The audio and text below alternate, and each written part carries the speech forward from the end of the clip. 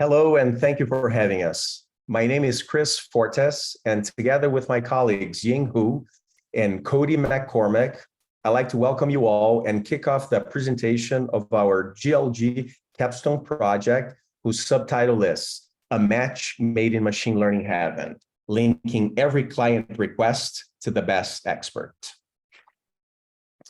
This is the outline of our presentation, which we plan to tag team on and cover over the next 10 or so minutes. I'll start by covering the business problem and our proposed machine learning solution. Then Cody will cover the data and model pieces along with a demo. Finally, Ying will wrap things up by covering the MLE stack we have under the hood and future work before we open it up for a Q&A. Onto the problem. For those of you who are not familiar with GLG, their business enables high-value matchmaking. More specifically, it all starts with a client who submits to GLG a request for access to an expert on a specific topic they essentially need to get smart at quickly. From the client's perspective, and assuming all goes well, just a few days later, they end up having a meeting by phone, video, or in person with an expert on quite possibly exactly the topic they need knowledge on.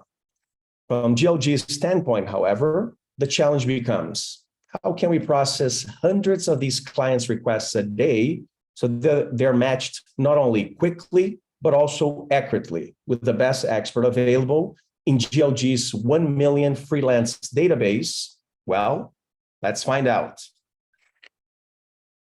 Now, on to the solution. Considering the client request or data input is essentially text, we immediately gravitated towards natural language processing, or NLP. To illustrate with an example, we imagine that a client could submit the following request. I need to know what David Guetta is up to these days, including what he may do next. And in case you have no idea who David Guetta is, see the tiny picture below. He's a very famous and successful DJ. With that as input, we decided to learn and pursue NLP models that can perform information retrieval. More specifically, we aspire to work on models that could, in this example, call out that David Guetta is probably a person, pinpoint topics the client request is likely related to, such as DJ, dance music, French as his nationality, Ibiza as a place where he often works, and finally, identify previous GLG client requests that could be deemed similar to this one. All of this with a single-minded goal of semi-automating the process of understanding what the request is about so that the best available GLG expert can be quickly and accurately identified in what we call a match made in machine learning heaven. With that, I'd like to pass it on to Cody for the data and model section. Cody? Thank you, Chris. So ideally in this situation, what we would like to have done is trained all of these models on the data that GLG actually uses, which in our case would be tickets that clients submit so they can get linked to the appropriate person. However, we didn't have access to that data, so what we decided to use is the annotated news from Google, which is a pretty big news set that has lots of sentences in it. The general principles here are still going to be very similar. It's just going to spit out slightly different responses because we're dealing with slightly different types of data. So as you can see on the left, we have the annotated corpus, which had about 48,000 sentences, 35,000 words. And we broke that up into 3 different categories. So model 1 is the named entity recognition. Basically what this does is pick out the different specific named entities that are being talked about in the ticket submitted by the client. In the example Chris just used, that would be something like DJ David Guetta. After we've picked up the specific named entities, we go into topic modeling, which is a separate model. Topic modeling is picking out the general themes. So in the sentences that we talked about earlier, that would be something like DJ, dance music, things of that nature. And then finally, we have model number 3, which is finding sentences that are very similar. The way this would actually work for GLG is somebody would submit their ticket. The front end, where the client actually submitted their ticket, would show a modal that said something like, thank you very much for your submission. We'll be back in touch in the next few hours.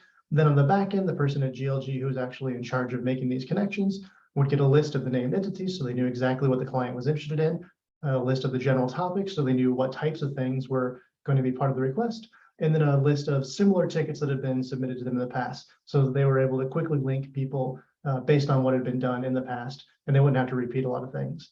The actual business value of this is that it allows GLG to get a lot more done much more quickly than they typically would, which is obviously very useful for helping them scale and be able to grow their business. To show you how this actually works, we have this app. We actually will be sending out this URL to everyone afterwards so that you can experiment with yourself and see how it works. But the homepage gives a quick rundown of the project and who we are.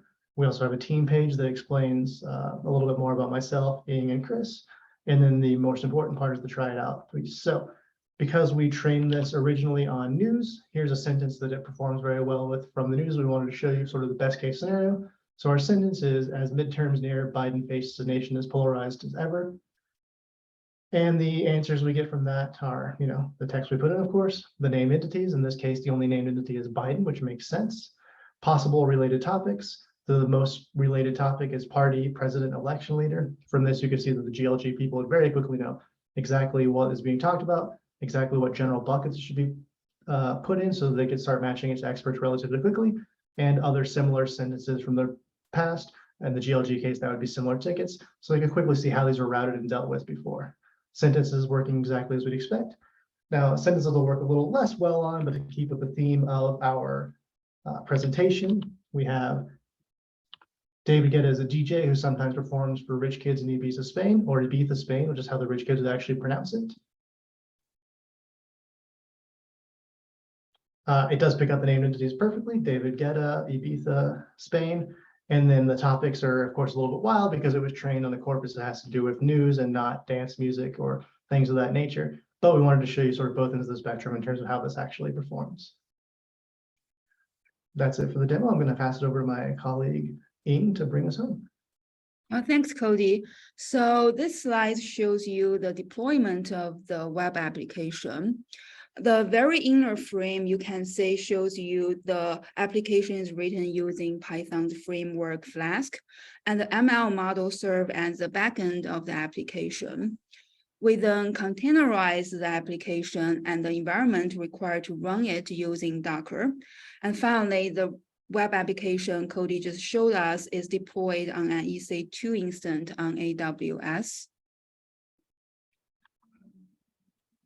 When doing the project, we had a very limited amount of time in deciding, what data set we're going to use and what model we're going to use.